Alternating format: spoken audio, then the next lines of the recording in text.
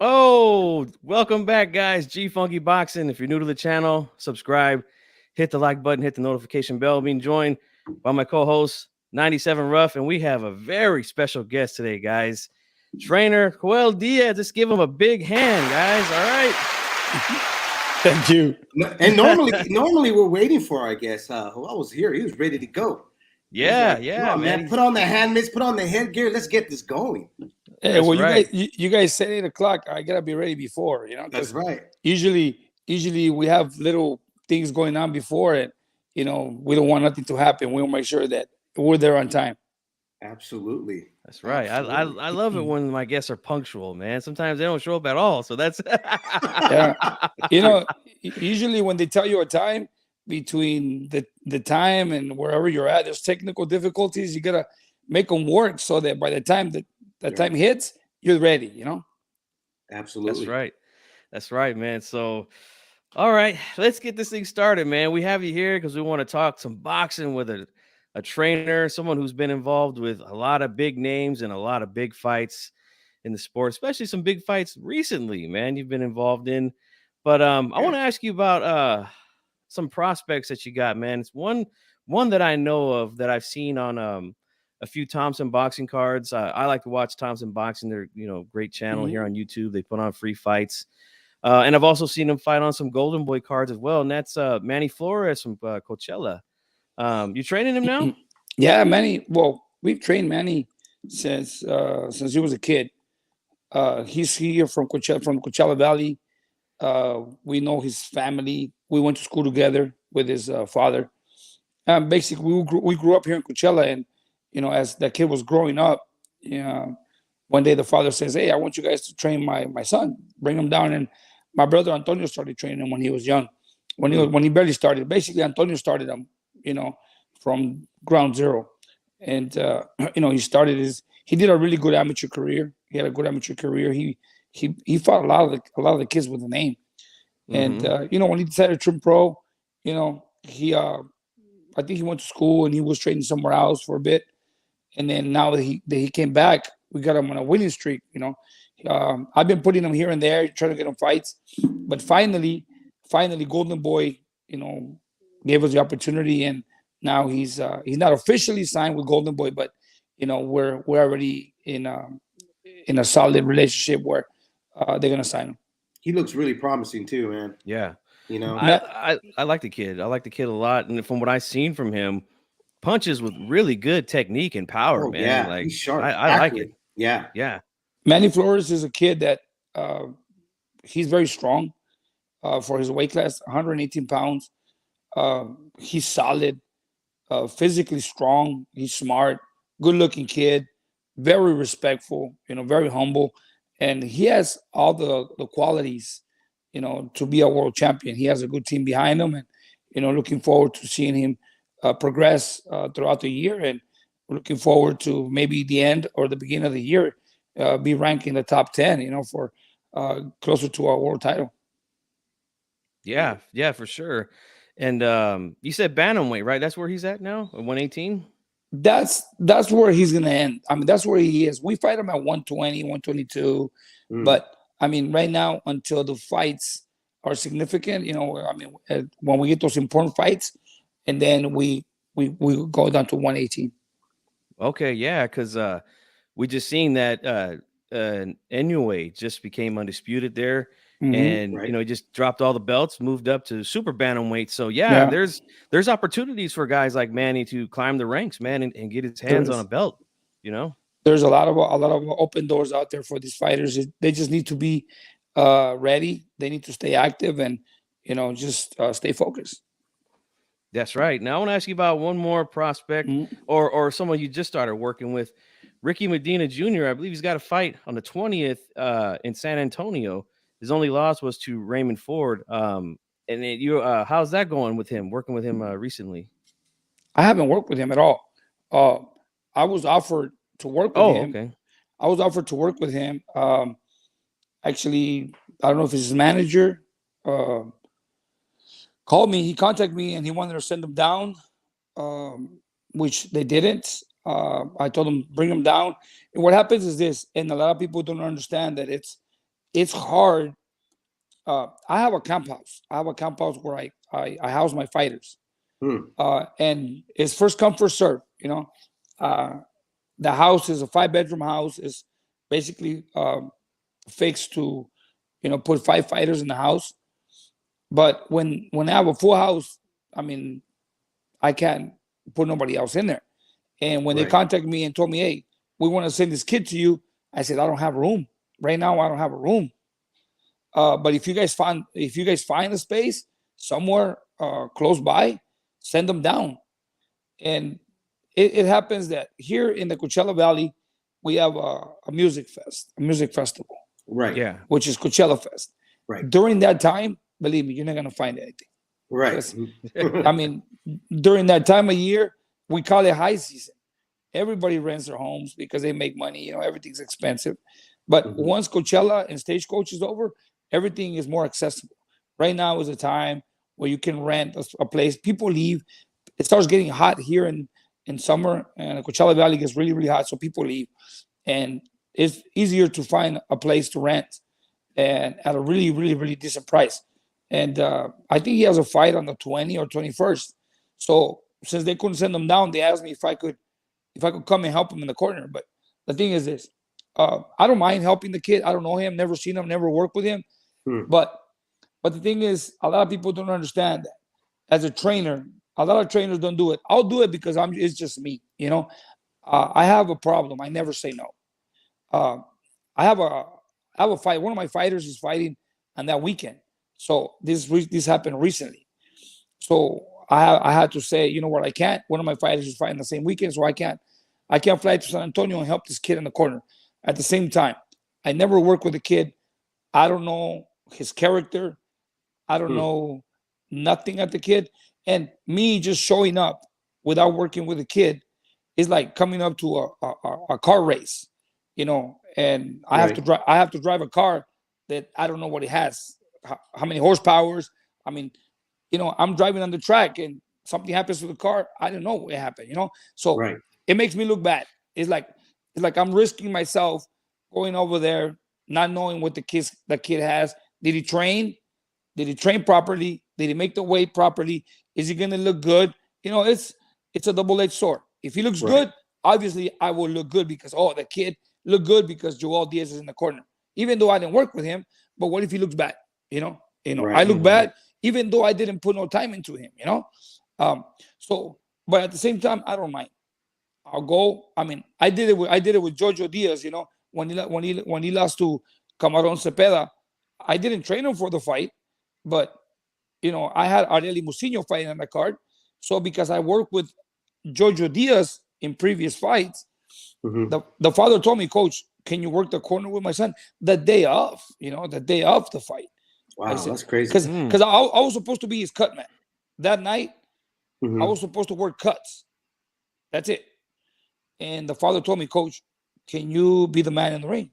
I said, well, wow, you're no, Coach. I want you to be in there because he respects you more. All right. So, Right. and like I said, I didn't know what Jojo did. I don't know if he trained or he did or he didn't. I don't know what he did in camp, but I was there with him. I liked the kid, Right. and I tried as much as I could to motivate him, to pump him up. But there's only so much you can do when you did not have a proper training camp. Yeah, Right. that's good stuff there, man. And again, we're learning. This is why I like to bring people on that are involved in the sport and in the business. Now we know some of these things happen, and why certain assignments are taken on and why some aren't. Go ahead, Dave. Ask your question, brother. I'm curious about, Coach, about motivating fighters. Who Mhm. would you say was the toughest guy for you to motivate? Where you just you put everything out there for them. You gave them a strategic plan, and you had the right regimen for him to train, but he just wouldn't meet those standards, or just lacked it. Just like kind of blew it off. Oh man, I've had a few, but not that bad. But Hmm. honestly, I will never forget one that really, really, really, really, really bothers me until today, because like I said, a lot of people don't know what happens in people's lives, and especially coaches' lives. At one point, when I started training Abner Mares, Abner Mares was in my camp. I trained Abner for a while, many fights. And throughout the time, he tells me, hey, coach, one of my friends wants to come and train with you. I said, sure. And he gave me the name. Well, I knew who he was because he be one of my fighters. He be one of my best prospects back at the time. And we were winning the fight. We were beating them. And my fighter started getting a little cocky, like, you know what, coach, I got this, and he gets in there and boom, he gets knocked out. So, and that was Vicente Escobedo. I don't know if you guys are familiar. Oh, yeah, I Oh, remember he's Vicente. from my area. Yeah. Okay. From Woodland. Yeah. So, oh, no. Did he? Is there? Yeah, Sorry. we're here. Yeah, we're here.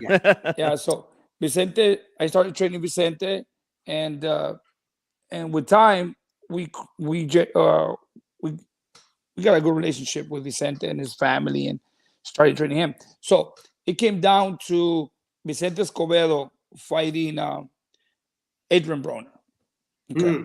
Yeah. So that situation got really complicated because Adrian Broner didn't make weight. And I remember Vicente Escobedo, like, his team didn't want to fight Broner. Broner didn't make weight. After the weigh-ins, he posted that he ate a Twinkie and this and that. So he made it seem like a joke, Right, he mocked it. Yeah. Yeah. So basically, the promoters were, trying to make the fight happen. They punished Broner, and long story short, I went up to his room and I said, Vicente, what do you want to do? You want to go back home? I mean, you're fighting on I think it was HBO After Dark, if I remember, and you were the main event. I said, look, you got two options. We go home right now. You have a baby at home waiting for you, and you've been training for 2 months, and we're gonna go home. You're not gonna get paid. All the training is gonna go down the drain. Right. I mean, now Heyman is giving you twice as much as you were gonna get paid. He's doubling your purse. If you don't fight this fight, you're gonna be punished, even though it's not your fault. I said you're gonna go back fighting on Telemundo, Telefutura for $10,000. You're gonna make $450,000. Yeah. I said, get in the ring, do what you can, and I'll take care of you. And I said, look, I'll even call Heyman right now, and I'll tell him to secure us another fight, and for no less than 100,000, either you win or lose this fight tonight. Done. Heyman sends the contract, and Vicente Escobedo fights, and he got his nose broken. I think it's in the 4th round. I told him, Vicente, your nose is broken. Best of yourself, and I'll take care of you. Well, I stopped the fight. We walked away in the 5th round, and he got paid. People lost them. We had another fight. We had a fight against Edna Cherry. Oh, I remember him. Yeah. Yeah. Yeah. So his next fight was Edna Cherry. So I went through a whole camp with Vicente Escobedo, motivating him, pumping him up. And I remember the weekend of his fight was my father's birthday. And I tried to motivate him. Let's go. And for some reason, he said he felt a little sick. And I wait, it's just a flu. You got a couple more weeks, you'll be fine. So we arrive at the guys. Just give me 1 second. Yeah, my brother's calling me. Okay, just give me 1 second. No problem. Yeah, no problem. We'll be here. That's how it goes on live show. Let me just remove it there so we don't get nothing that we're not supposed to see. Exactly.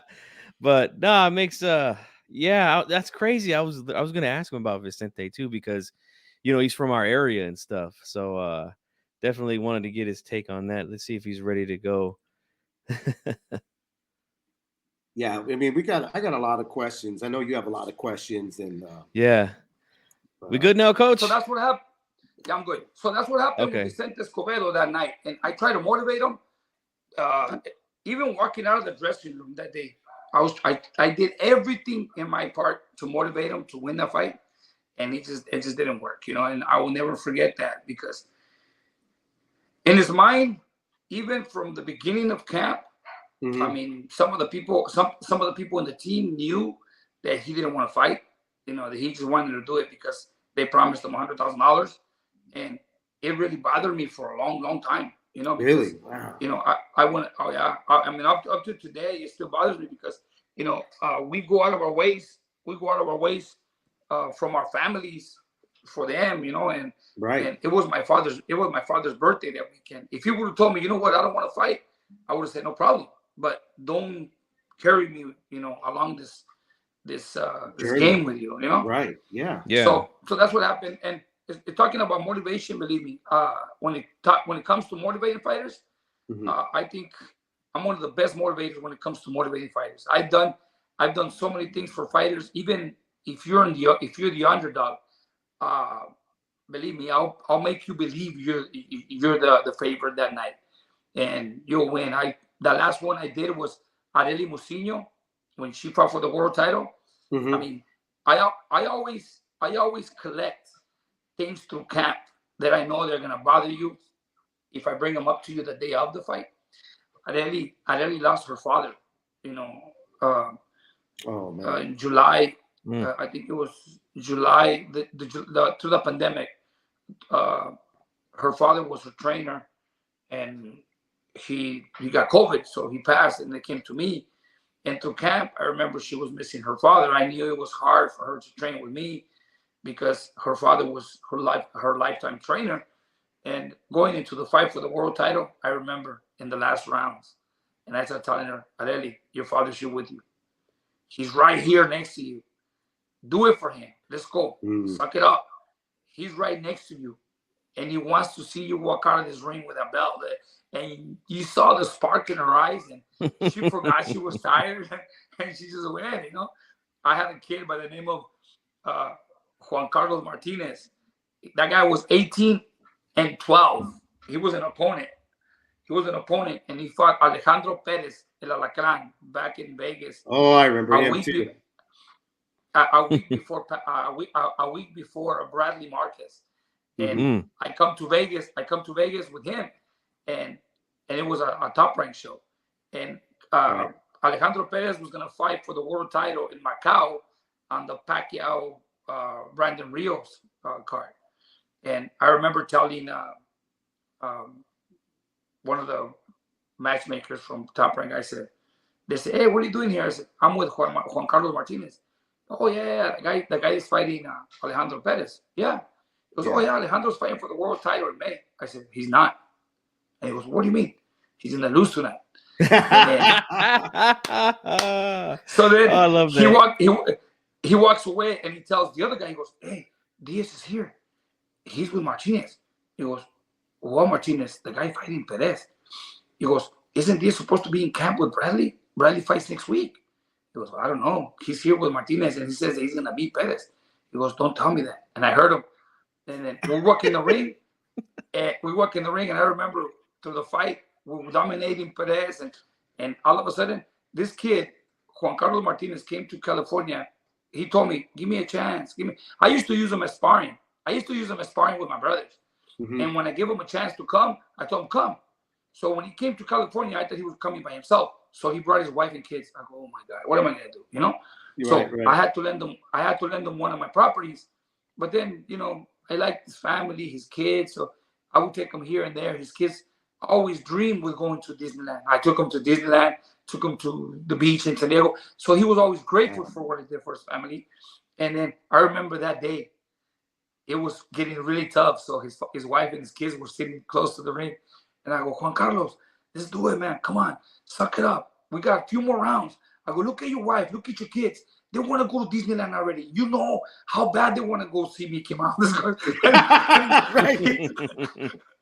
He got up and beat Alejandro Perez, But like I said, I use those things that I live with them, that I live in camp with the fighters, to motivate them, bring that spark, that energy. I put that energy in them with things that we lived in the gym that I know that is gonna spark them up. Absolutely. I've always been curious because you were a fighter. Your brother Antonio your brother Julio. You guys are all three fighters. I've always wondered, out of you three guys, who was it tougher for when they had to hang up the gloves? Who had it? Who got depressed about it or felt like, I don't know where I'm going to go from here? Was it you, Antonio, or your youngest brother? It was me. It was me. I mean, you guys are gonna see the documentary. They did a documentary on my life, and right now they're trying to find a platform. I think there's a platform that is interested in my in the story, and you guys are gonna see because I grew up in, like I said, the only thing I knew how to do was box. Right.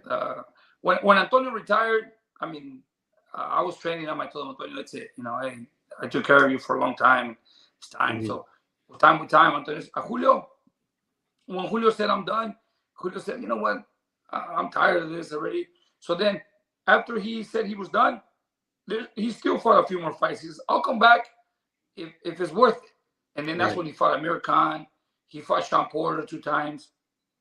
And then when he fought Keith Thurman, and I mean, I think Julio made more money in his last 4 fights than in the rest of his career, because when Julio said, you know what, I'm done, he goes, but I'll come back if it's worth it. And then when they offered Sean Porter the first time, he beat Sean Porter, and they gave it a draw. Yeah. And then from there, he went and he fought Amir Khan. We went to England. He beat. I mean, he dropped Amir Khan bad. I mean, Julio had Amir Khan dead through the whole fight. I mean, it was his promotion. It was in England. They gave it to him. Right. When we came back and fought Sean Porter again, Julio lost to Sean Porter. That's when Julio started.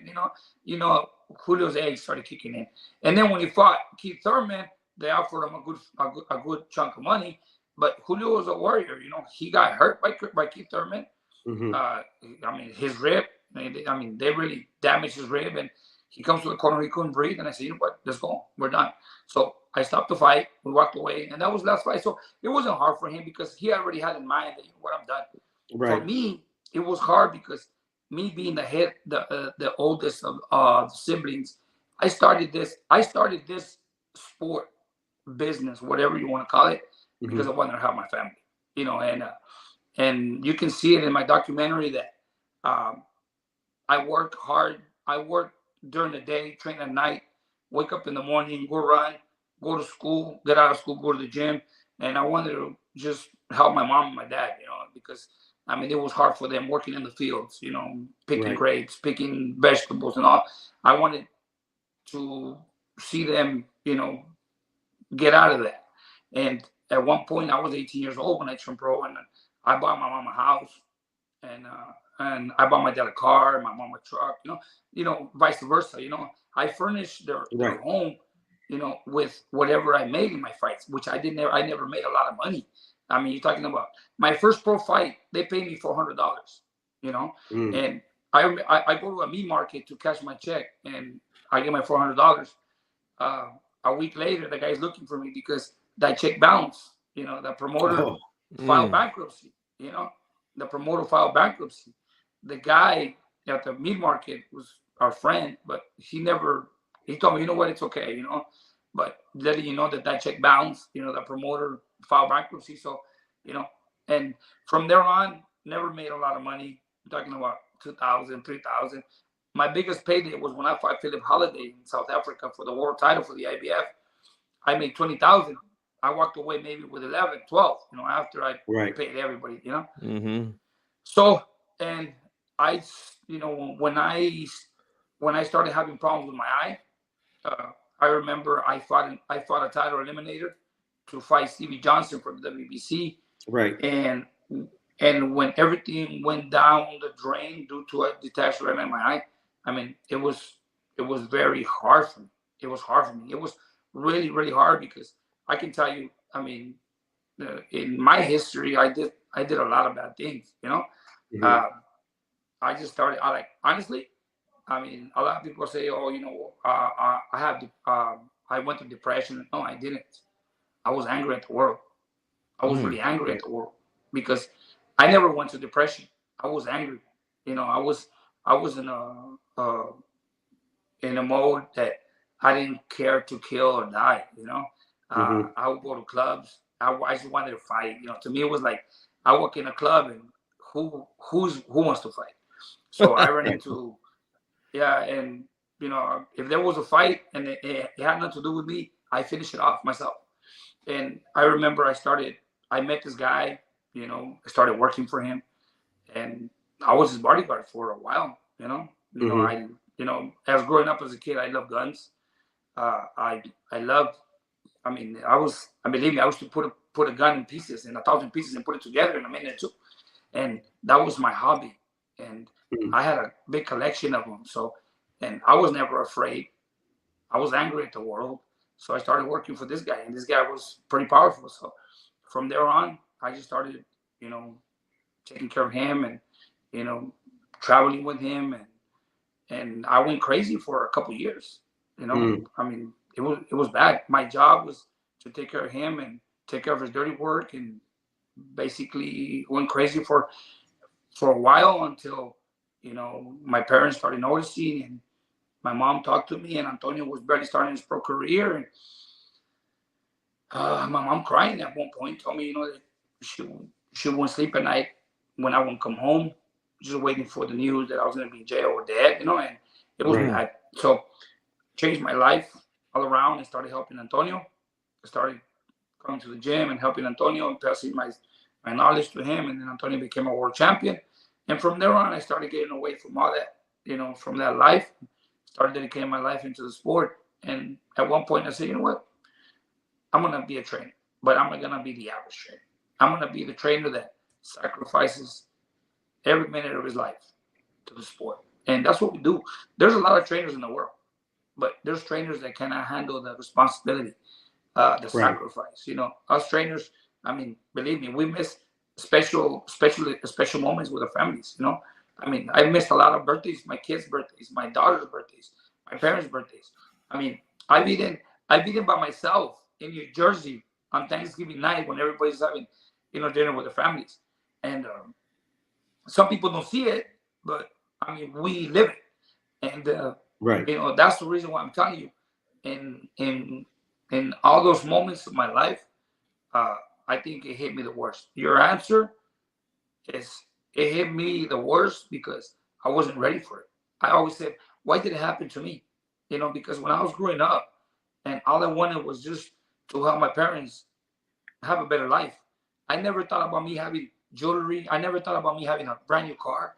I never thought about me, living the life. I just Right. wanted everything for my parents.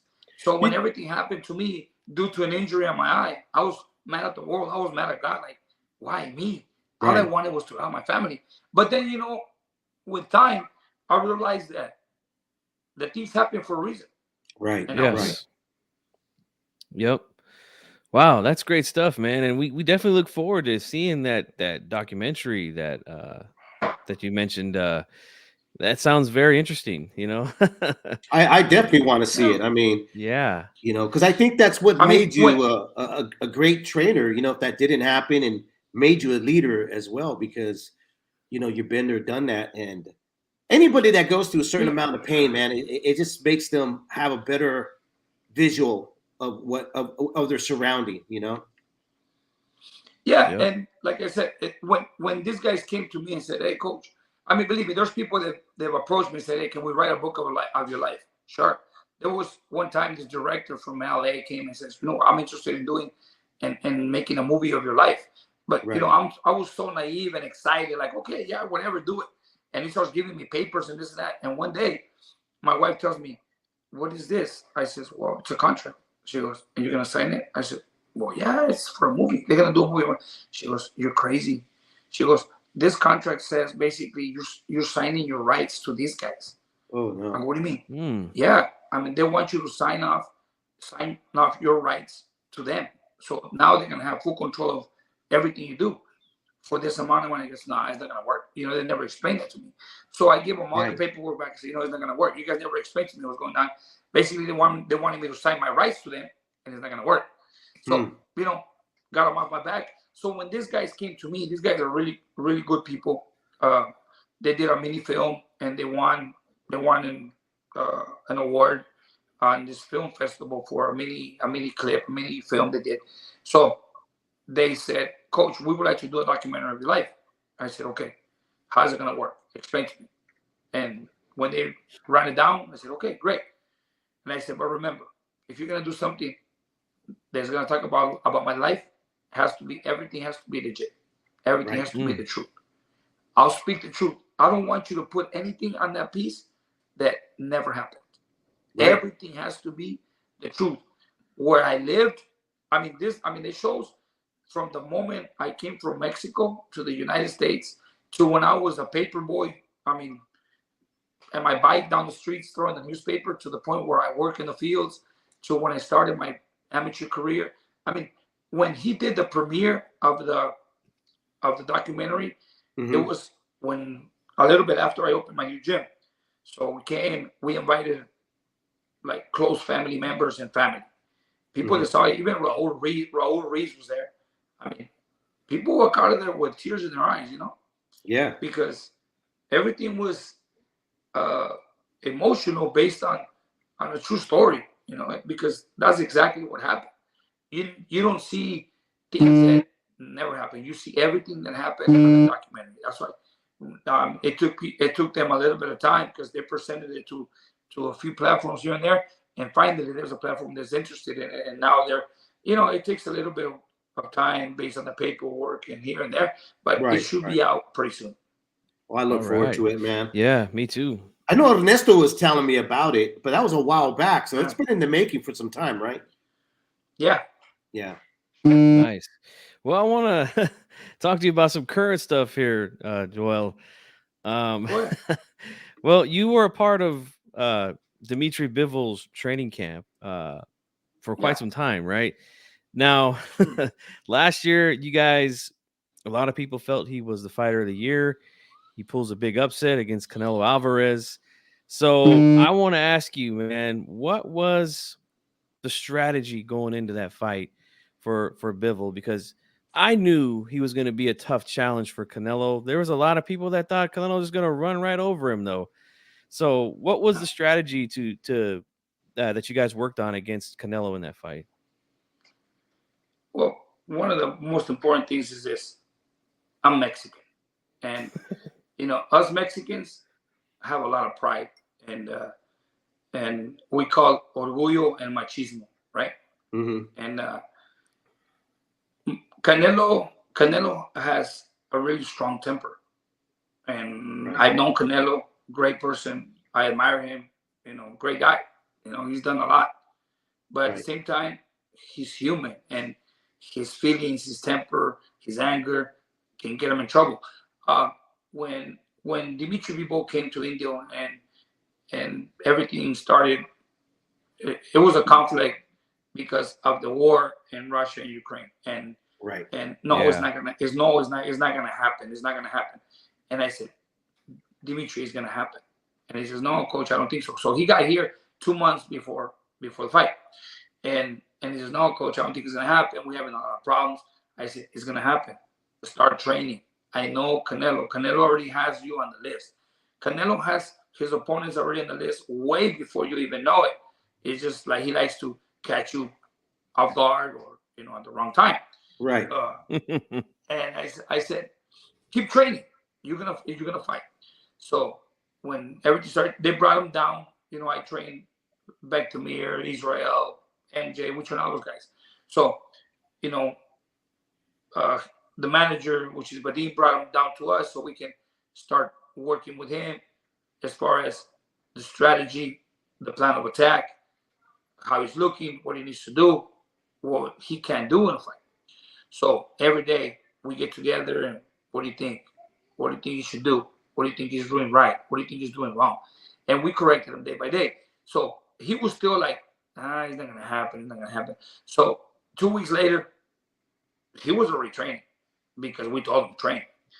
2 weeks later, they brought a banner. Matchroom brought a banner of the fight. I said, the fight's on. He goes, how do you know? They're bringing the banner right there means that the fight is on. Yeah. Really? I said, yeah. So from there on, he motivated himself. So basically, the plan of attack for Canelo, based on his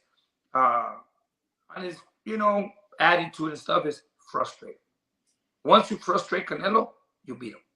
So, we saw Smith. We saw Smith when he fought Canelo. His jab was a very important key, but Canelo hit him on the shoulder all night until, yeah, he got that big old bruise and big old knot. So I knew that was going to happen with Bivol. So I go, you know what? Don't worry about it. He's going to hit you on the shoulders. He's going to hit you here and there. But I got you. We're going to have a bag of ice. Every time you come to the corner, I'm going to put ice on that shoulder. So I said, just keep using your jab. Keep using your jab. When he moves, jab. Keep that jab on his forehead. And I'll never forget in that corner. First round, Canelo tries to get in, and Bivol just jabbing him. And he's been accurate with it. By the second round, Canelo sort of took a step back and sort of like licked his lips, and I saw the frustration in his eyes. I said, hey, he's frustrated now. He's frustrated. Keep doing what you're doing. I said, don't change anything. Just keep frustrating him with the jab. And as soon as he starts unloading on you, just cover up. Let him unload. And it went round by round. Everything that was being said in the corner, he was doing. It got to the point where in the 8th round, like, should we let him go? Like, what I mean let him go is, should we just let him go, try to knock out Canelo? And then, go for the finish. Let's hold him back. Let's hold him back. Why? Because Canelo holds power until the end. And we don't want to lose this opportunity. Everybody's like, what do you mean? So let's just keep him the way he's doing. He's winning the fight. Because if we release him to go knock out Canelo, and Canelo scores a knockdown, that gives him the excuse to take the fight from us. Just keep doing what you're doing. So that was basically, the plan. Just, don't get too excited. Stick to the plan until the end. And even though, like I said, I said, we're going to win the fight and they're going to give it a draw. But thank God they were close. We came out with a win. Yeah. Yeah. I mean, the numbers of the scorecards were ridiculous because I think Bivol won 8 rounds. I mean, clearly won 8 rounds. I thought he won a little bit more than that, but yeah, I gave him 10. To me, to secure, I gave clean 8 rounds, 8-9 rounds max. But at the same time, look at the scorecards. And see, that's the reason why sometimes you have to hold your fighter a little bit back, because you don't want to jeopardize a win by just a knockdown. One knockdown could have just totally taken the fight from Bivol. Yeah, and he's a master at distance, man. The jab, the in and out footwork, the balance. I mean, it really is a thing of beauty. And I've been saying this for a while. I've been on YouTube for about 12 years, and I've done a lot of prediction videos on Canelo. And I said, look, one of the main weapons against him is a good jab. If you have a really good jab, you can have success against this guy. And Bivol was a prime example of that. I also want to ask you about Bivol's second fight against Zurdo at the end of the year in November. Oh wow! Yeah. Now, for some reason, man, I don't. This is no disrespect to Zurdo at all, but for some reason, there was a lot of fans a lot of subscribers to my channel here that felt he was going to win. They felt he was going to beat Bivol. Like, I'm thinking, like, no way. How? Like, so I mean, let us know what was the strategy against Zurdo this time, who was a bigger guy, not as fast and not as good of a counterpuncher as Canelo. Well, the strategy to beat Zurdo was basically just, counterpunch him. He's slow. He's a slow fighter. And everything was like, let Zurdo throw and counter him.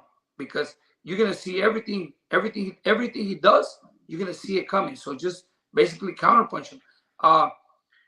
Bivol was very cautious. Zurdo's lefty. And that's the reason why, it was just a little bit hard to adapt to the lefty stance.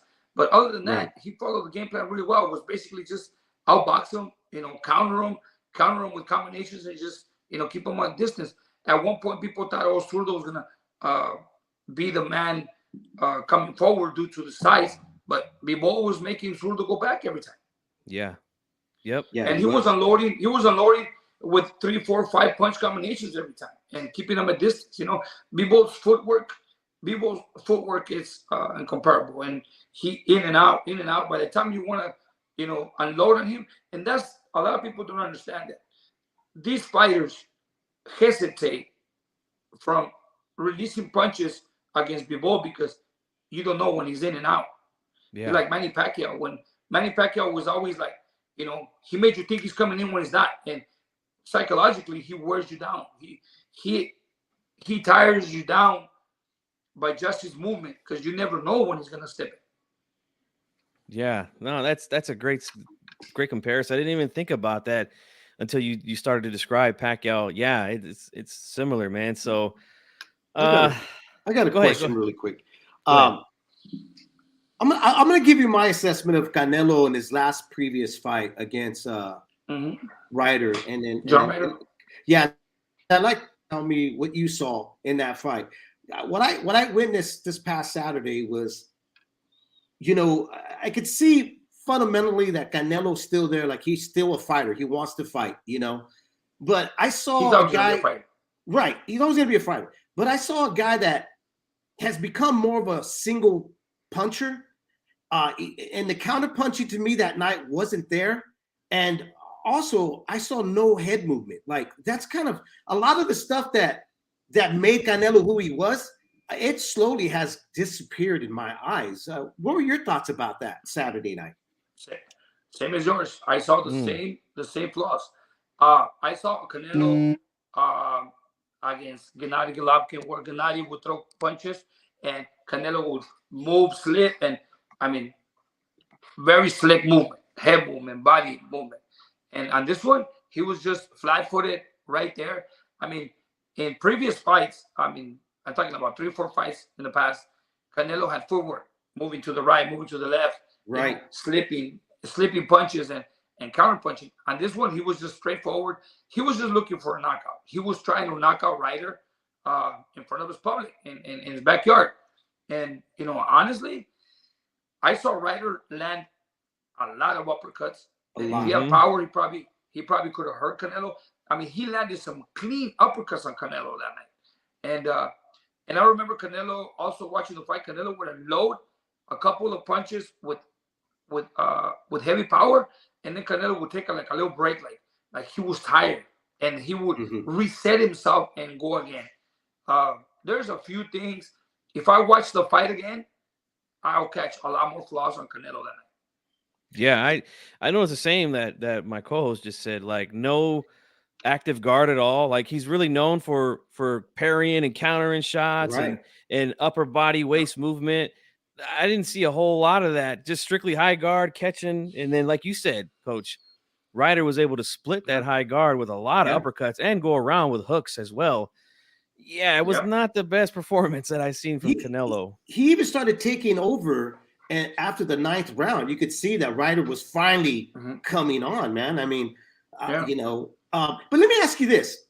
The WBC has been pretty strong and adamant about saying they will not allow the fight between Canelo and Bivol at 168. Good Obviously, I'm thinking Canelo is telling the WBC, hey, you need to stand with me. I don't want this fight at 168 because I can't believe that the WBC all of a sudden has a moral stance, political. But Bivol has said, hey, I'm not interested in that. Do you think that Joel Diaz, Coach Joel Diaz has to come in with the motivation and tell him, hey, let's just make it at 175? Let me tell you my point of view on this fight. Go for it. My point of view is this: Canelo did not look good on this last fight. Okay, right. So we know that if he doesn't get better, if he doesn't perform better, anybody at 168 can give him a rough night.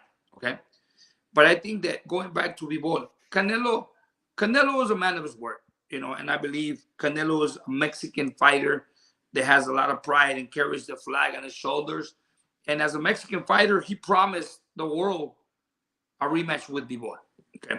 Right. And I believe that, he he's going to back up his word because he owes that rematch to his people. Okay. But the thing is this, he's going to do it at 175. Why? I see it. This is the way I see it. Canelo knows that he's going to step up against a Dimitri Bivol at 175 for Bivol's title. Because if he loses, he still keeps his titles at 168 and he has, a couple more fights. Because if he says, you know what, I want to fight and let's make this happen at 168, Bivol will beat him at 168. I'm telling you. Bivol will beat him at 75 or 68 regardless.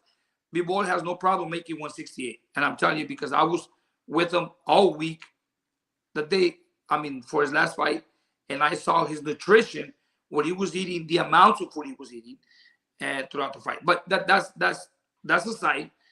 Bivol at 168, at 175, he'll be Canelo. Okay? It's a tough fight. Obviously, we need Dimitri Bivol needs activity. He needs to stay active in order for him. Canelo staying active. So, it gives both fighters an edge. But I just think that if Canelo is a smart guy and the people behind him make this happen, I just think that Canelo will still be the champion at 168 and he's better off at 175. But I am pretty sure that Canelo, as the man that he is and the champion that he is, he promises people a rematch with Bivol. And I see it coming because Canelo's a man of his word. Canelo is that Mexican. He has a lot of Mexican pride, and he loves to give his people what the people want to see.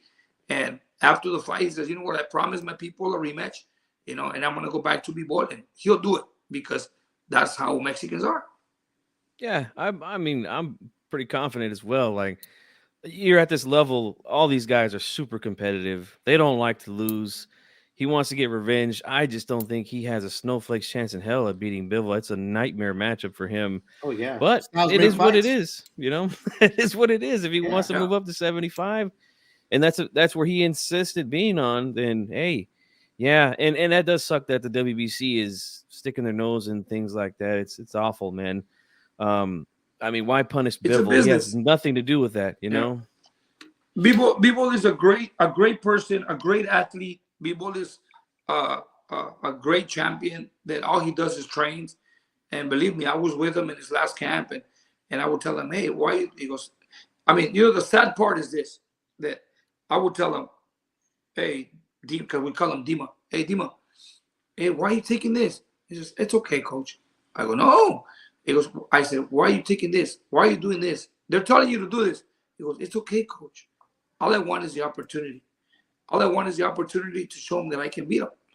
So he showed the people that he could beat him. Now, going on to the next one, I think he has a little bit more authority, because he has a win over him. It's not going to be the same as the last. Now he's like, I beat him. Now I have the right to deserve a little more, Yeah. Right. No, definitely. Yeah, I think he has every right to more have chips. that. More chips to bring to the negotiating table. Yeah, Bivol deserves it because as a professional athlete, a great person, a great boxer, he very humble, very respectful. He did everything on their terms. He never complained. All he said was yes, yes, yes.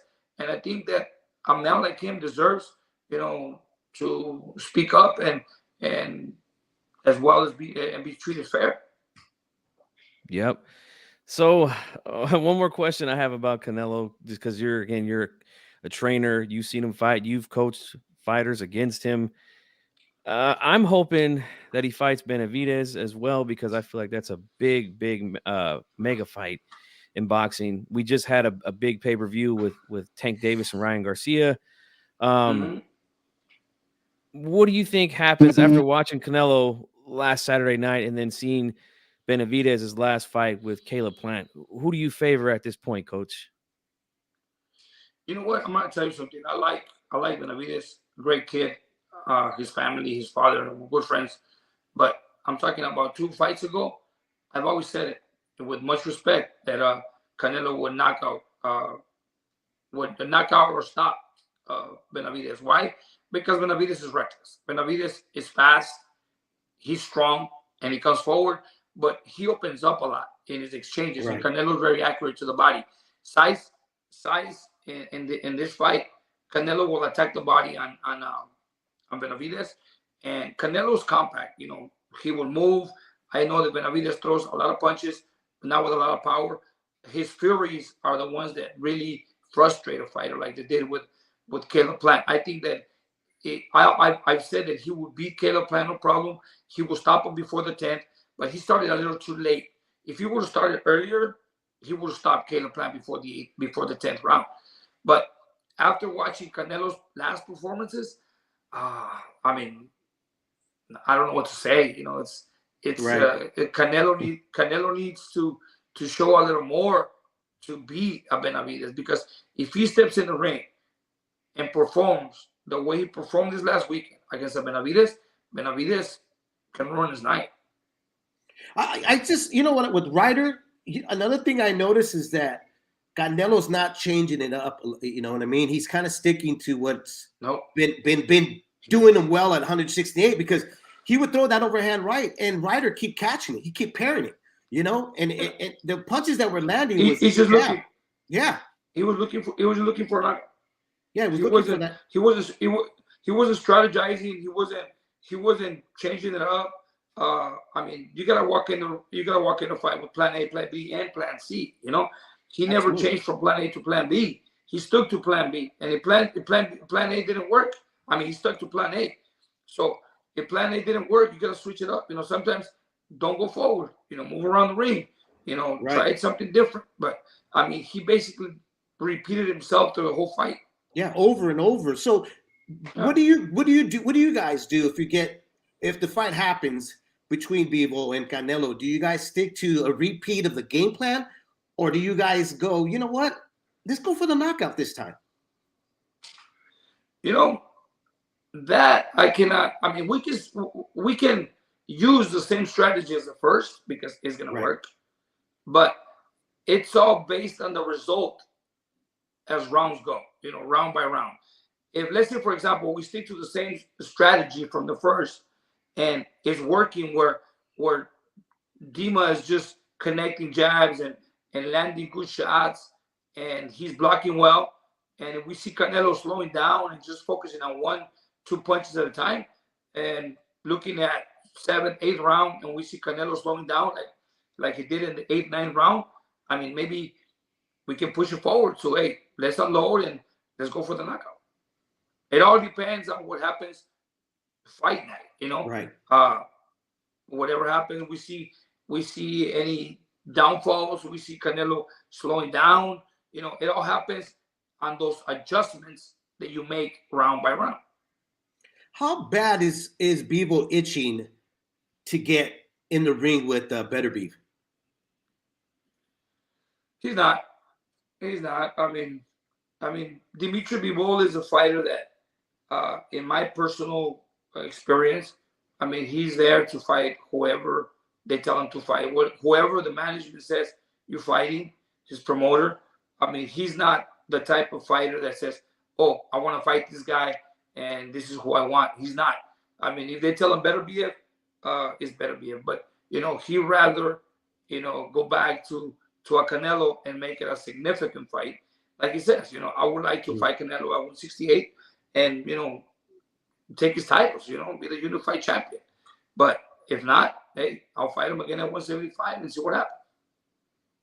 Yeah, no, that's good stuff, man. And I look forward to seeing Bivol back in the ring. He's a tremendous boxer, tremendous talent, and one of the best champions in boxing today, no doubt about it. Right. I want to rewind time a little bit with you and talk about one of your more famous fighters that you trained, Tim Bradley. Now, I like Tim Bradley as a commentator. Not so much, but but I want to talk to you about the first fight with Manny Pacquiao. Now, I've been on record. I've been on you. That's how long I've been on YouTube talking about boxing. I made a prediction video for that fight and a post-fight video. I picked Bradley to win that fight. I actually picked him to win, and I felt like he won still. I know there's a lot of people that call me crazy all over these years, but Yeah, talk to us about that fight, Joel. Did you guys get a sense that he was blowing you out the way that the HBO commentary was making it seem during the fight, or did you feel like it was a close fight that you guys were winning? You know, I'm gonna be honest with you, and I'm gonna tell you straight from the heart. Going into the fight, we were very excited. We were so excited that Tim Bradley trained like a madman for the fight. Timothy was physically prepared like he's never been prepared in his life. He really wanted the fight. When we got the call, Tim Bradley was, I mean, he wouldn't sleep. I mean, he was like, man, I want this fight. You know, I'm looking forward to this. So for a long time after the fight, we went through a lot. I mean, there's a lot of things that happen, and up to date, you know, they still happen. Uh, but it changed our lives. It changed our lives in a lot of different ways. We go to the fight, you know. I mean, I know as a trainer, I gotta keep my guard up because anything can happen. Manny Pacquiao, one of the greatest fighters in boxing history, was knocking out everybody. I mean, Miguel Cotto, Oscar De La Hoya, all these guys, you know, Margarito, Right. left and right. He was just putting people out. Ricky Hatton, all these guys, right? So going into that fight, I knew that it wasn't going to be easy. I mean, we go to this arena where 90% of the people in that arena are for Manny Pacquiao. 10% is for Tim Bradley. So I'm being realistic. And as a trainer, as a man, as a father, whatever, you know, I said, man, you know, God, give me the wisdom to guide my fighter, you know, and bring them down from their ring healthy. So honestly, and I'm going to tell you, when that bell rang after the fight, I mean, come on, look at the way boxing is nowadays. I mean, sometimes you beat the champion, right, and they don't give you the fight. I mean, let's go back to Canelo Bivol. Bivol dominated Canelo. I mean, in my books, 8-9 rounds clearly. And you saw the cards. You saw the judges' cards. Yeah. I mean, it was ridiculous, right? Yeah. So Awful. Now I'm going to explain myself in that particular matter where, I mean, when the bell rang after the fight, I jumped in the ring and I celebrated. Why I celebrated? Because Tim Bradley didn't get knocked out. He went 12 rounds with the most vicious fighter at the moment. You know? Yeah. To me, that was a win. I mean, I said, we won the fight. Hey, I'm celebrating. That's it. I don't care what the judges say because the judges are going to give it to Pacquiao because it's Pacquiao. He's the fighter of the moment. And I know the business they wanted to do that fight with Floyd. So yeah, we might not win. You know, even if I felt that we won, we're not going to win. Yeah. So when they gave the decision, of course, we took it. Hey, Tim, you won. So we celebrated. But to me, I was more focused on my fighter not getting knocked out, performing at his best. Okay. He did. He performed well with an injury on his foot.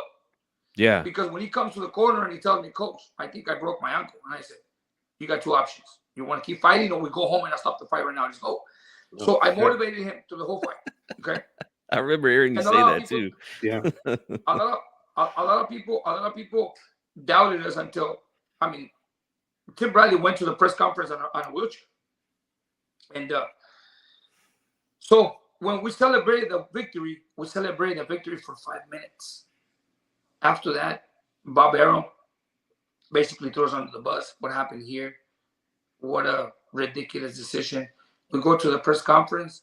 Everybody was just being rude to us for months at home. Everything changed. I mean, our route, we received death threats. You know, I mean, it was bad. Tim Bradley was at home with a broken ankle, crying. We drove from Vegas to Indio, 5-hour drive in a bus. Everybody quiet. You would hear a fly in the bus because everybody was so demoralized based on the fact that we won the fight, but it seemed like we lost and bad. Yeah. So from that moment on, it's like, okay, you know, let's just suck it up or whatever it is. We lived the life after winning a fight, like if we lost, like if we stole something valuable from the country, you know? Right. So, How dare you? So from that moment on, everything was bad to the point where death threats. Bradley had to move. I stayed here, changed my life, my routine, my daily routine. But then Tim Bradley was emotionally hurt, and I remember I went to a fight. I think that was when Canelo fought Austin Trout in San Antonio. I had Omar Figueroa, and I remember I was approached by a judge, and he said, "Hey, how you doing, Mr. Diaz?" I remember his last name's Ford. He says, "Hey, Mr. Diaz, I just wanted to tell you that I was one of the judges that scored the Bradley fight and Pacquiao." He says, "Keep your head up." He says, "I retired after the fight." He says, "I was the one that gave Bradley the win. I don't know, whatever score he gave." I said, "Let me tell you something. I retired from the sport, but keep your head up. Tim Bradley won the fight." He says, "How can you give a decision to a fighter that's only fighting 30 seconds of every round?" Tim Bradley was fighting 2 minutes. Tim Bradley was fighting 2 minutes. Right. And Pacquiao would only fight 30 seconds of every round, and everything was Pacquiao. I just gave it to the fighter that worked the hardest that night. Bradley was working 2 minutes, 2.5 minutes of every round, and Manny Pacquiao will work 30 seconds. And then later on, somebody made me realize, watch the fight with no volume. Right. Yeah, you have to. Because when you watch the fight with volume, you're like, and here it goes, Manny Pacquiao with a straight left, and there's no left. Yep. Yeah. You know, bang, bang, bang. They even did that again. Bang, bang. And Manny Pacquiao with a vicious left hand, and like, where's the left hand there? Like it never landed, you know? Exactly. I remember Tim Bradley like, I'm flipping all these punches. He's missing most of everything. Tim told me, he goes, "Coach, I'm telling you, I would feel like I was getting shot. I would feel like there's bullets. I would hear them, but I didn't want to get hit." And you know, but I mean, that's what happened. And after the fight, it was just hard for Bradley to get back in the ring when he fought Provodnikov, because he hurt his foot. He gained weight, and after he did something with Provodnikov that night to prove to the people the kind of person he was. I mean, honestly, I think Bradley lost like 10 years of his life with that fight, but to prove to the people because honestly, after that fight, Tim Bradley was never the same. And I've always said he wasn't. He wasn't. Yeah. I love the kid, great person, great human being, but that fight with Provodnikov took 10 years out of his life. I mean, he really damaged him. I mean, he fought his heart out. When he could have made that fight an easy fight, like I told him walking out of that dressing room, "Tim, I want you to please yourself. Don't please the people." And he looks at me and he winks like, yeah, right. So I said, "Don't stand in front of him." I said, "Box him. Hit and move. Hit and move." Provodnikov wants you to stand in front of him so he can unload. But if you move, he don't. So when I told him that, he looked at me and he sort of like ignored me. And I remember my blood was cold for a second. Like, he's not listening to me. Right. And he went in there and did his thing. Yeah. So I remember having him on, and I asked him, I was like, "Hey, why did you not listen to your coach?" What? And he goes, "You know what, Dave? Dude, I honestly don't remember the fight." He's like, "I have like blackouts." Yeah. He goes, "I have a blackout. You know, he goes, "I was just fighting off of fumes now. I was just fighting because it was the motion." I was like, "That's crazy, man. That's such a great fight." Timothy was fighting because he has a big heart and he had a great conditioning. I'm going to tell you one thing. He comes in the 6th round and he tells me, "Coach, what round is it?" I said, "It's a 6th round." He goes, "I thought it was a 2nd. The next day, you know, HBO will show the fights the next morning, repeat the replay. I went to his room to go visit him. His face was swollen. Couldn't even open his eyes. And I remember I went to his room and I told him, "Hey, why'd you do this, Coach?" He goes, "We're bad, huh?" I said, "You're bad, dude, but you should have done this." So we turn on the TV. We turn on the TV and we're watching the replay. And when he goes down, he goes, "Oh, did that happen?" "Yeah." And, "Oh," and he's like, "Oh, wow." And he's watching like, "Shit. Yeah. You don't remember?" He goes, "No." He's later with time. I remember when Bradley was against the ropes and Ruslan was just unloading on him, and Tim was just like this. He was just. He told me, Coach, I remember the only thing I remember was when he had me in the ropes and I didn't stop throwing punches. Was like, this guy's not gonna take my kid's college money. That's what he said. Wow. Yeah, but I mean, That's great stuff there, man. That is great Yeah. stuff there. You have anything else you want to ask? I want to ask a few more questions, and that's it. We've been on an hour. I don't want to keep them too long. I got one question. Sure, go ahead. You know, Ryan Garcia. Let me first start it with like this way. Ernesto, your compadre, years ago showed me tape of Ryan Garcia before he even signed with Golden Boy, and he had asked me what you think. I was like, the kid's fast, but I don't know much about the kid. I'd have to see more tape on him. And then start seeing stuff with him. And I from the time that Ernesto showed me tape of Ryan to now, I was talking to Ernesto. I was like, bro, nothing's really changed. He's still the same kid with a lot of speed. He's got power. But the fundamentals that make guys last in the game it's not there, in my opinion. My question to you, if they were to approach you, because Ryan hasn't said, hey, I'm going to come back. He says he needs time to think about it.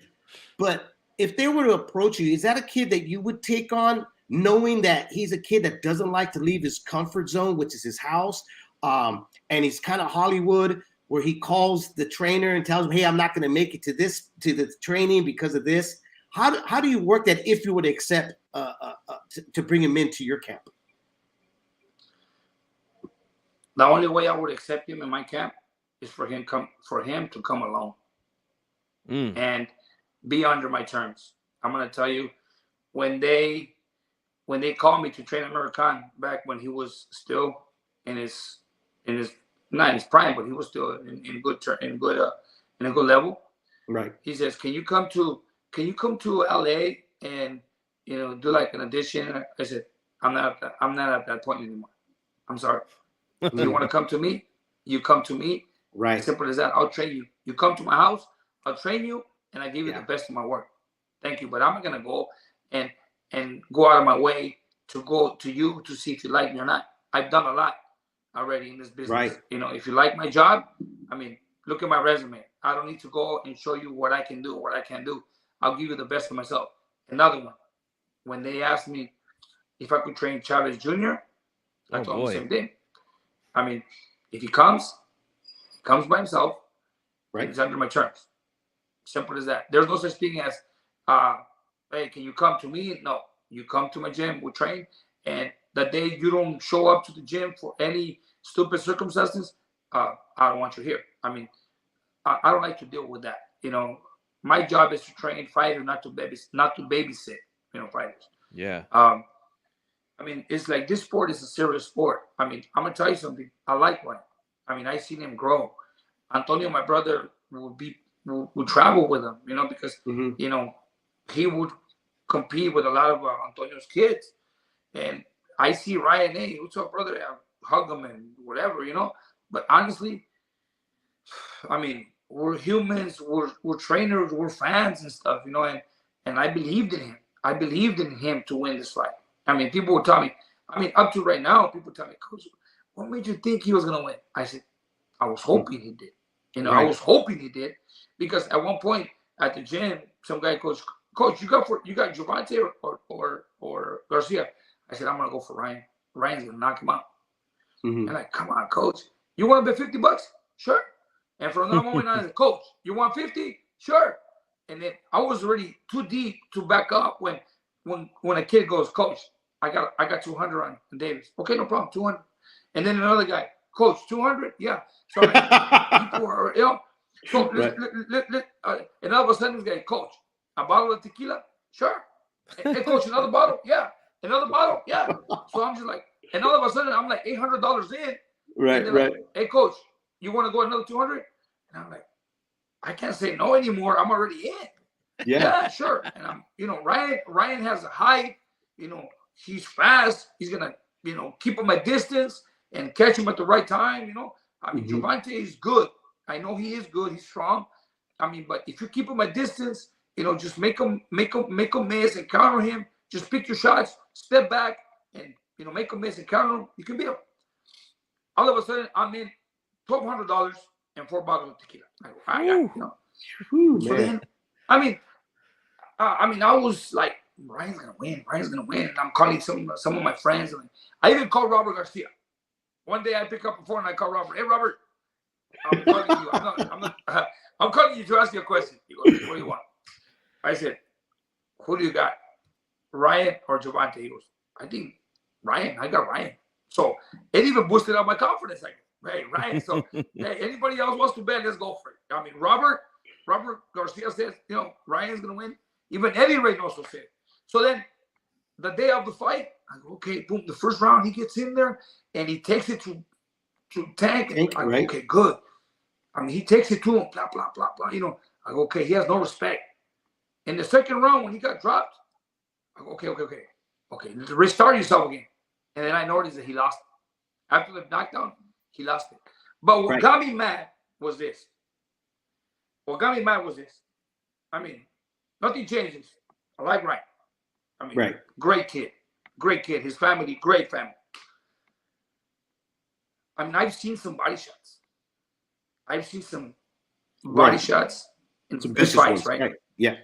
Vicious one. I mean, I have Beck the Bully, who is really good at body shots. MJ, Batir, when they catch you with body shots, I mean, those body shots they do serious damage, and they're perfectly landed and stuff like that. When I honestly, when he went back 2 steps and took a knee, I even said, like, what happened? I thought they broke his nose. I never saw a punch to his body. I had to wait for the 2 replays to catch that punch that was more like a straight punch and like a slip. Like a slip punch. And I said, man, I seen hooks that land right on the liver, and people go down and they're like, and they still get up. I mean, I remember Arturo Gatti. I remember all with Ward. Fighters. Yeah. I remember all these fighters back in the day where they take a shot and they're like, they take a knee and they get up and they fight and they give it their all. You know what? There's people out there, they're relying on you to win for whatever reason. Because they wanna see that fighter in you. I know that obviously in the sport of boxing, everything hurts. And even the jab hurts. Absolutely. It's painful. It's painful. But as a fighter, I mean, believe me, even a jab hurts. It's very painful. But when they catch you with a body shot and you're in pain, I mean, you're like, I never seen Ryan like in pain. He was just looking at the ref. He got up. I was hoping that he got up and fight and go ahead, give it another try. Even if he went down, like he did in the second round, no problem. He tried. He was like listening to the ref count. Yeah, I mean, whatever it is, I mean, his reasons are his reasons, but what the people saw, the fans saw, wasn't something convincing. It wasn't convincing for me because I lived the sport. Today I had a kid sparring today, and he got hit hard with a liver shot. He went down. I mean, I heard it like when you pop a water balloon on the floor, plop, and the kid went down, and you could see on his face the pain. And he got up within 5 seconds, and he goes, "Coach, I'm okay. I can keep going." I said, "No, relax." But the kid wanted to keep going. But this kid right here in the gym is not making no $10 million. He has no money. Yes. I mean, we could say, he needs to get up. These kids that don't have it, they need to get up. But my opinion is probably not a good opinion. But I mean, I put my money on Ryan because I was hoping that he win, and I believed in him. I believed in Ryan to win that fight. That's why I was comfortable betting money. I mean, maybe $1,200 is not enough, but it's about the next day coming to the gym like, come on, coach, come on. And everybody, basically, like we said, we're talking shit because, come on, coach. and that's what bothers. The money is not the problem. I mean, the money, whatever it is, But the thing is Yeah. that, come on, coach. I mean, I thought you knew boxing. And before, like, you guys don't know shit about boxing. I know. Right. Ryan is going to beat this kid. He's going to catch him with a hook. He's going to catch him with a hook. He's going to hit him right behind the head. And it's over. And the next day, Right. looking at everybody's faces, that's what hurts the most. Right. Yeah. Yeah. Right. No, I've been there before, man. When you pick a guy and then he loses and then you got to hear all everybody's mouth. Just the faces. Yeah. Especially when it comes to raza, dude. We won't let up. No, they're gonna be talking to you 20 years later. Remember that time you bet on Ryan, man? Oh, believe me, they will. I mean, Yeah. So I want to ask you. Yeah, I want to ask you about some of your. We have a group chat, and sometimes in the group they send little reels of people like getting off their car and taking a knee and like, hey coach, and like little memes. But I just ignore it. But hey, it is what it is. I lost. Yeah. I gotta take it. You know. Yeah, exactly. Yeah, man, that's great there though. Nothing like that gym camaraderie, man. I love it. But I want to ask you about a few more of your fighters before we let you go.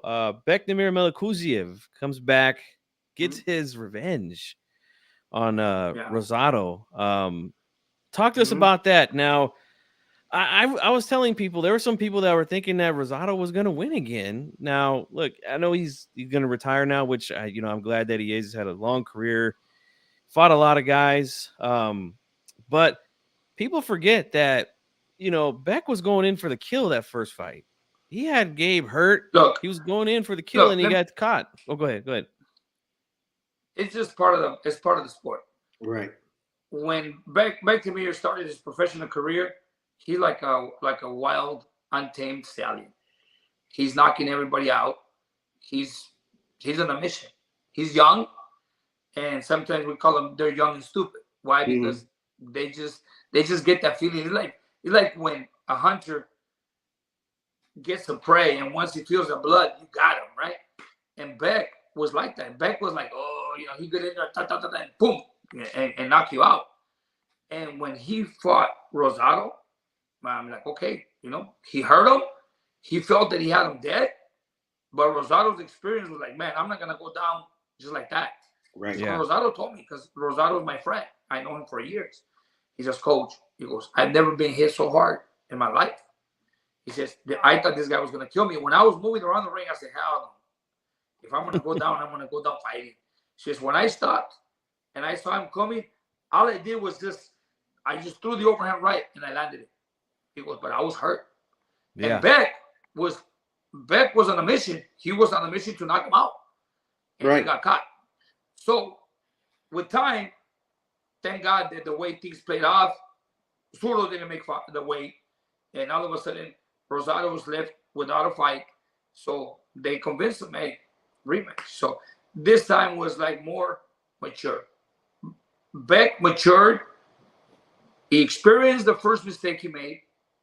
And as a mature fighter now, he's like, okay, now I'm going to take my time. If the knockout comes, it comes. But now I'm going to be more cautious. I'm going to pick him. I'm going to break him. Now, let's go back. Did you guys watch that fight? Oh, yeah. Yes, We did definitely watch that fight. Okay. Did you guys see those body shots that Beck landed on Rosado? Yes. Rosado never went down. You know why? Because Rosado's a real warrior. I mean, I'm He's telling a you, tough guy. talking about body shots. Compare those body shots that Beck landed on Rosado to the body shot that Davis landed on Ryan. Yes. And that's what gets me mad because look, at one point, Beknamir Melikuziev fought a kid in Pasadena, a kid from Mexico that was a former champion or whatever. He caught him with a body shot. The guy went down and got up, and he was rolling on the ring, rolling like you hear that clean body shot. He got up. He went down 3 times before the referee stopped the fight. But he got up and kept fighting, looking for, you know what? I'm here to fight. I mean, I didn't see Ryan make an effort to get up. I know, like I said, people say, of course he was in pain. Everything hurts. In boxing, everything hurts. A jab, boom, on your nose, it hurts.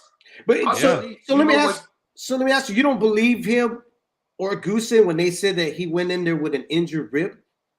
Or you do? Okay, another thing. Yeah. If you're injured, in this magnitude of a fight, Come on. Right. I no. understand. I understand that injuries happen in a fight, Right. but there's also a business.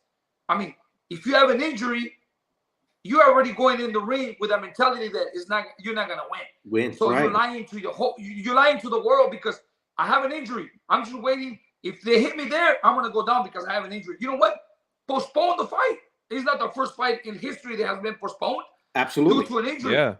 They can postpone it. Why? Right. He's injured. There's a lot of money at stake. I mean, a lot of millions of dollars at stake. Absolutely. He's injured. Let's postpone the fight. I mean, what's wrong with just postponing it because he's injured? I mean, don't go in the ring with an injury when psychologically a fighter that has an injury, he's a defeated fighter before he even walks in the ring. Right. Right. I mean, Yep.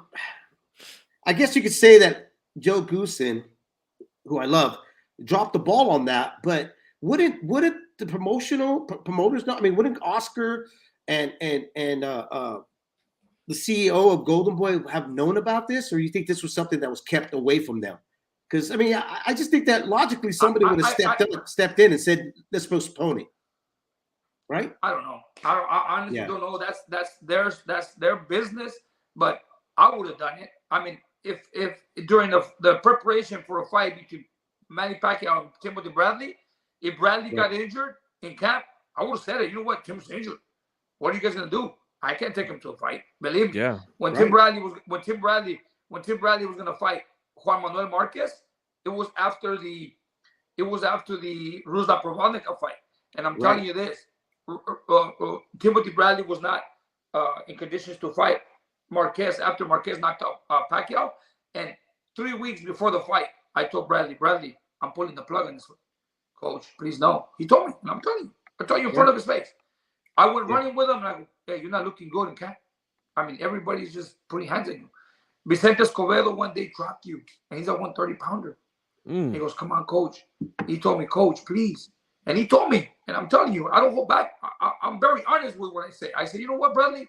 I'm going to pull the plug on this fight. He tells me, no, coach. He goes, let's take care of my family and your family. I go, no. I told him, look, Bradley, the last thing I want is to take you to a fight and you end up in the hospital, man. I want to take you to a fight and bring you back to your family. That's more important. I don't give a shit. I don't give a shit about the money. And he goes, come on. He goes, coach, give me 2 weeks. And then he brought in some doctors, some concussion doctors, and he started getting better. When I found out he was good, when one day Julio was getting ready for Amir Khan, and Julio told me, hey, let me spar Bradley. He goes, because all these guys that you bring to spar, they want to prove a point. They're going to hurt him.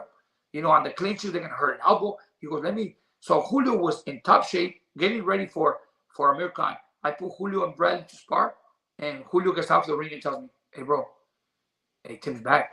If he fights the way he sparred today, he'll be Marquez, no problem. I went home and I slept for 12 hours. we go to the fight when he fought Marquez, and I told everybody, all the media never believed me. I said, we're going to win. Yeah, I'll tell you after the fight. And I told Bradley before walking out of the dressing room, I said, Bradley, 95% of the people here think that Marquez is going to win. Right. The only 5% is us, your family and us. I go, when you walk in there, I don't want you to please the people. I want you to please yourself and listen to me. He did. We walked out with a win. You know? Yeah, I did. Phenomenal. I predicted that too here on this channel. The video is still up.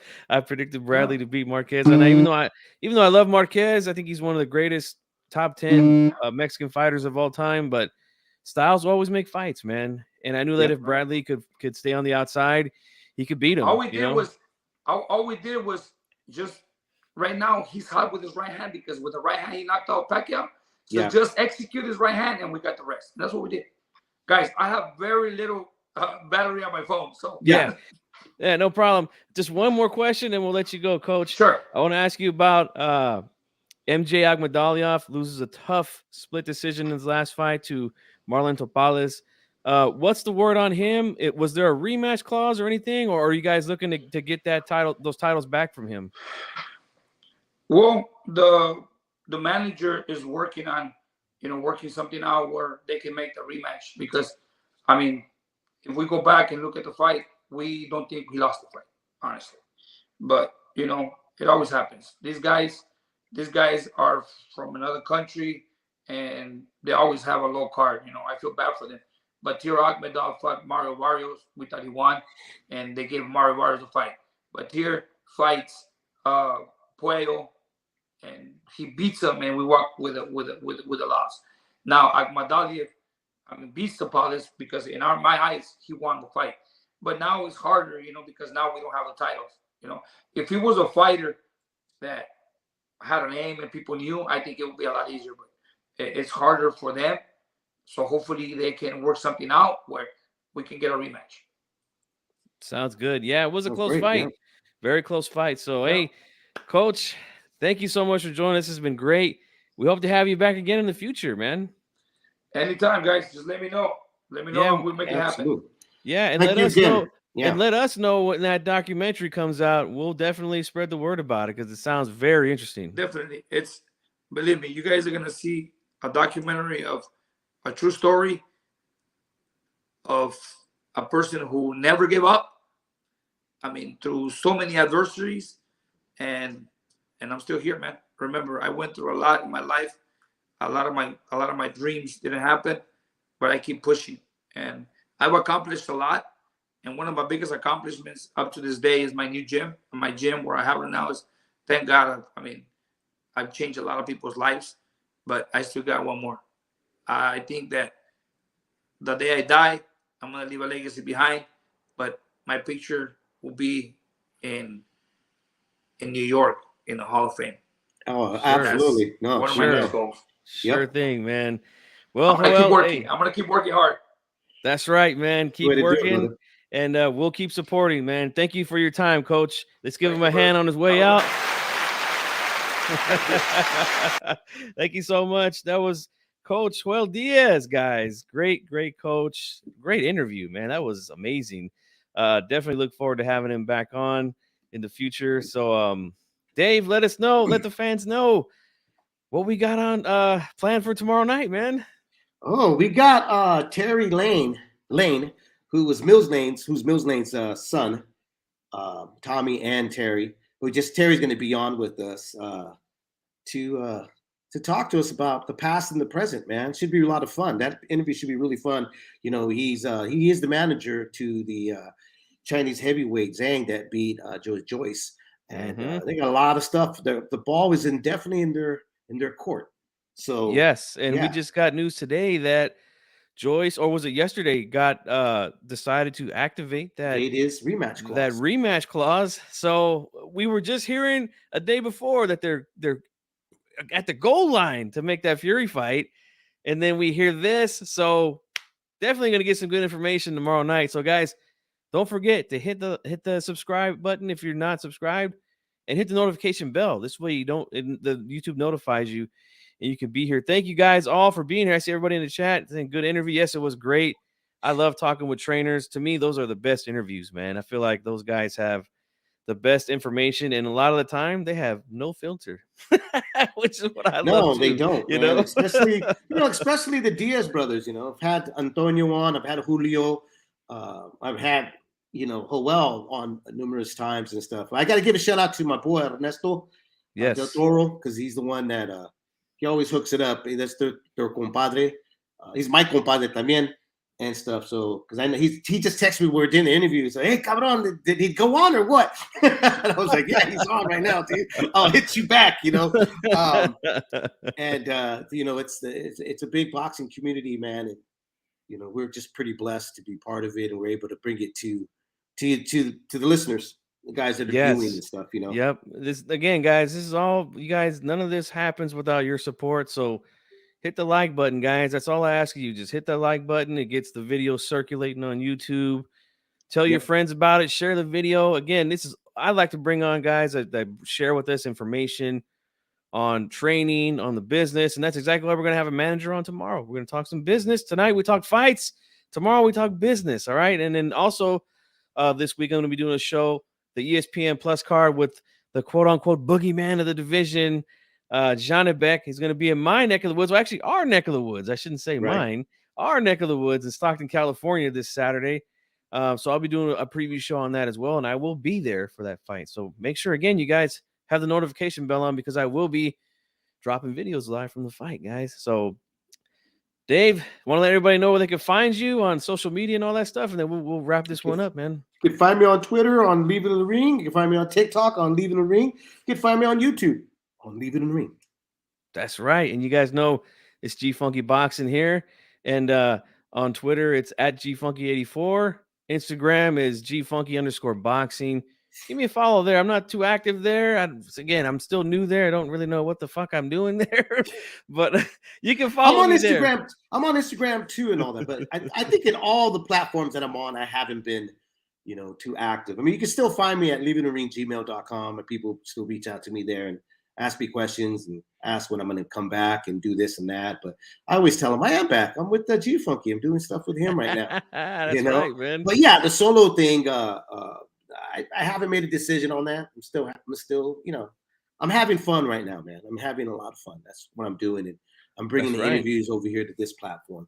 And hey, that's why we do it, man. Dave and I don't do this for the money, man. We do this because number one, we love the sport, and number two, it's fun. It's something that we love, and hey, that's the best part about it, man. We do stuff you love. It's great, man. So again, guys, thank you so much. Don't forget tomorrow night, Terry Lane. We'll be talking to him about Big Bang Zhang. All right, and the situation with Joe Joyce and Tyson Fury, if that fight's going to happen or not. So we will see you guys tomorrow night. We're out. Peace.